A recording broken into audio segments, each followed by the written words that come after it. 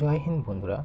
আজকে 1 জানুয়ারি সকাল সকাল ঘুম থেকে উঠে বাড়ি কাজ সেরে দুপুরের দিকে ভাবলাম একটু স্টাডি টেবিলটা পরিষ্কার করি। তো স্টাডি টেবিলটা পরিষ্কার করলাম এবং বইগুলো পরিষ্কার করে সাজিয়ে রাখলাম এবং দুপুরের দিকে স্নান খাওয়া সেরে দুপুরের দিকে আমি 75 দিনে একটি স্টাডি টার্গেট নিই এবং স্টাডি প্ল্যানটাও তৈরি করে ফেলি। 75 দিনে একটা হার্ড চ্যালেঞ্জ নিয়েছি যাতে 75 দিনে কমপ্লিট করতে পারি WPSIর জন্য।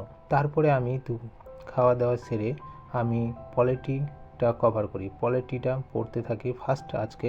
তারপরে পলিটি পড়ার পরে একটু মাঠের দিকে এসেছিলাম, মাঠের দিক থেকে ফিরে এসে আবার ম্যাথ শুরু করি। ম্যাথে আজকে পার্সেন্টেজ শুরু করেছিলাম, পার্সেন্টেজে অনেকটাই কভার করেছি আজকে।